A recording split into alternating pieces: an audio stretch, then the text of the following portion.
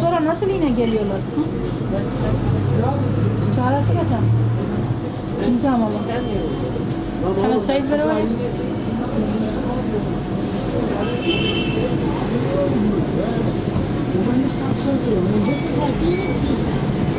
Kadenya kaçalım mı?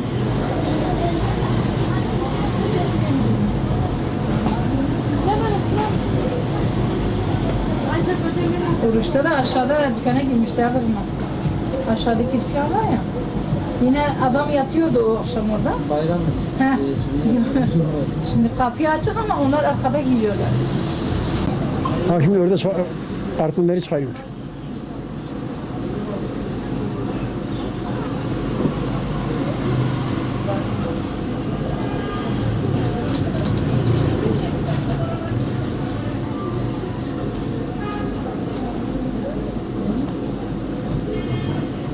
Hacı Vedat'ı çok.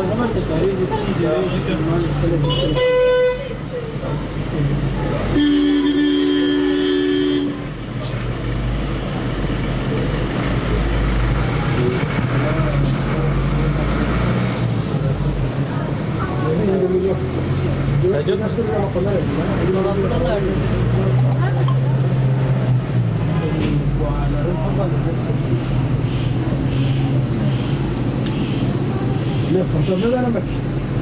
Vay ha. Adam çizgi yazıyor. Yakınlıcı yazıyor. Tavuk. Ağrında başa ya. Böyle bir bakın. Ben de bunu takıldım. Elman hani derisi ne kameraya koyuyorsunuz? Sen takılı al da. İşte bunu bakın.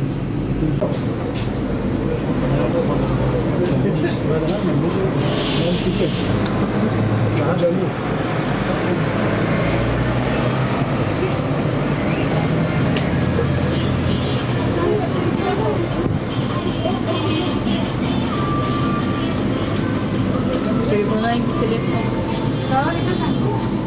Polisler tanımıyor. Siz mi arıyorsunuz Sayın? Evet. Telefonum burada. Fotoğrafı var.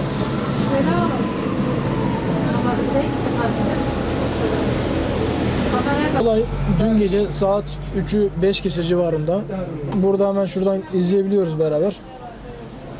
Tam bu saatlerde 6 kişilik bir grup tarafından bizim dükkanımıza bu ikinci kere bir teşebbüs oldu. Daha önce de böyle bir olay yaşadık. O zaman da bir şey olmadı ama bu sefer de zayiat var tabii. Yani sigaralarımız yaklaşık bir 10 bin lira kadar sigara zayiatımız var. Şurada görüntülerde görebiliyorsunuz şu anda. Yüzleri de açıkça görülüyor. Burada 5 kişilik grup. Daha önce bölge olarak da yani bu bir hafta içinde 3-4 kere bu tarz bir durumla karşılaştık. Yani hemen ne kadar? Etrafımızda 15-20 metre civardaki marketlerde de aynı sıkıntılar yaşandı. Bu bir hafta içinde 4 veya 5. keredir bu olay oluyor ve çok alenen yani bu 3-6'da girilip 45 dakika içeride kalınıyor.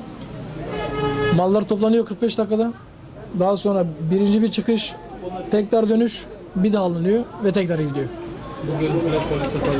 Bu görüntüleri polise teslim ettik. Gerekli suç duyurusuna bulunduk. Şunu da görüyorsunuz bakın burada araç geçtiği zaman oturuluyor.